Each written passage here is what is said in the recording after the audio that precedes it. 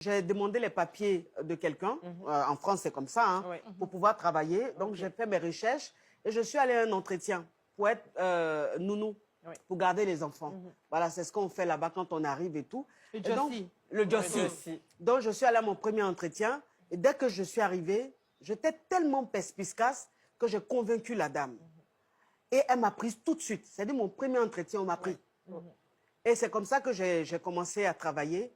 Et voilà, donc quand je travaillais, forcément, l'enfant retournait chez sa nounou, ce qui ne plaisait pas à ma tutrice. Parce que l'enfant, quand il se réveille... Tu as refusé d'être nounou chez elle, tu allais faire nounou. Tu allais faire nounou. Il y a l'argent là. Elle voit l'argent, il n'y a pas l'argent. Mais pour le Haïti, il y a l'argent. Donc, elle n'aimait pas, elle n'appréciait pas le fait que sa fille se réveille tôt le matin pour aller chez une autre dame. Elle préférait que je reste là, la petite dort jusqu'à 10h, 11h, je suis là et tout. Donc, ça a commencé un peu à être très, très difficile. Elle a commencé à me supporter. Ça l'agaçait, Ça l'agaçait, exactement. Donc, ça a commencé à être un cauchemar pour moi. Elle ne me voulait plus. Et il faut dire que c'est ces papiers que je prenais pour Jossi. Donc, elle n'aimait tellement pas cette situation. Elle a vu que je travaillais, je commençais à gagner de l'argent. Et moi, depuis toujours, j'ai toujours aimé la sape. J'aime la sape, j'aime la coquetterie. Et donc, quand j'ai commencé à travailler, que j'ai commencé à gagner de l'argent, j'achetais beaucoup de vêtements, et ça l'énervait. Parce qu'elle est un peu yougos. Elle n'a pas de style. Donc, ça l'énervait. Ça l'énervait. Du coup, elle ne voulait plus de moi chez elle. Et puis, elle m'a dit, il faut que tu arrêtes. Un matin, elle s'est réveillée à 1h26. Elle m'a regardé, elle dit, il faut que tu arrêtes de travailler. J'ai dit, ah bon, pourquoi? Elle dit, non, je ne veux plus. Je ne veux plus que tu travailles avec mes trucs. J'ai dit, bon, tata, comme je suis le 26, attends, le 30, 31, c'est dans 3-4 jours. Attends que je finisse, qu'on me donne mon argent, et puis j'arrête. Elle dit, non, non, je ne veux pas, je veux que tu arrêtes. J'ai dit, mais je ne peux pas. Je travaille 26 jours. Il faut qu'on me paye. Elle dit, bon, ok, ok. Et je suis allée au travail le lendemain, le 27 matin. Et je suis arrivée au travail à 8h30, parce que je commençais à 8h30. À 9h, ils ont sonné. Ma patronne était en train de partir, elle allait ouvrir, c'était ma tante. Elle était venue dire à ma patronne que je ne travaillais pas avec mes papiers.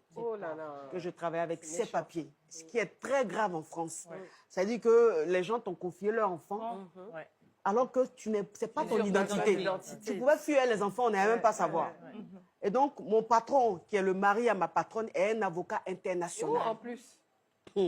Donc, il a pété un câble et il a dit, ma patronne a dit, bon, ok, on va au travail, vous restez avec les enfants, on revient. Et quand ils sont revenus, il était avec sa femme, plus la maman à son mari. Mais imagine, mais comment est-ce qu'ils m'ont attaqué? Mais vous êtes dangereuse. Mais comment est-ce que vous pouvez venir travailler? Vous vous appelez Chimène Sémian et vous nous dites que vous vous appelez tant. Mais c'est grave. Et la grand-mère de la maman de mon patron qui dit, ah non, moi je ne laisse pas ça, il faut appeler la police. C'est grave ça. Moi je ne peux pas laisser une femme comme ça qui nous a trompés pendant des mois et des mois. Et moi j'étais là en fait. Je n'avais pas mon mot à dire. Et dès que je commençais à parler, on me disait « taisez-vous ». Et je me suis sentie sale. Je me suis sentie rabaissée. Je me humiliais. J'ai dit « mais qu'est-ce que j'ai fait de mal? Je veux juste travailler. Je suis venue d'un pays, je veux juste travailler. Qu'est-ce que j'ai fait? Pourquoi est-ce qu'on me traite comme ça ?» Et je pense que intérieurement, je priais. Je disais à mon Dieu « Seigneur, sors-moi de ça. Sors-moi de là. Il ne faut pas que la police arrive. Si la police arrive, on me rapatrie. Qu'est-ce que je vais devenir ?» Et pendant que je priais, au fond de moi, la femme de mon patron qui a dit à son mari, « Mais pourquoi est-ce qu'on l'attaque comme ça? Elle a toujours été bien avec les enfants l'adorent. C'est une fille adorable. Laissons-la partir. Ça ne sert à rien d'appeler la police. » Et c'est comme ça, en fait, qu'ils m'ont dit, que la maman de mon patron a dit, « Bah, allez-y. » Et quand je me suis levée, j'ai pris mon sac. En fait, de chez mon patron jusqu'au métro, j'ai couru. Parce qu'en fait, j'étais sûre qu'ils allaient appeler la police. Et donc, je courais. Parce qu'il fallait que je rentre. Il ne fallait pas qu'on m'attrape. Nous, on a envie d'entendre la fin de l'histoire, le dénouement, parce que l'histoire est rocambolesque. Digne. Il y a un film d'affairage. Un film de survivance. Je pleure trop, là. J'aime pas. Il y a pas de lunettes. J'aime pas. Je veux pas qu'on me voit pleurer comme ça. J'aime pas. Ça me rend faible, j'aime pas. Avec la tante, comment ça s'est terminé? Avec la tante, en fait, quand je suis partie, et quand elle a fait ça, je suis rentrée le soir, et elle était là avec son mari. Quand je suis rentrée, dès que je suis rentrée, son mari qui me dit, ramasse tes affaires et casse-toi.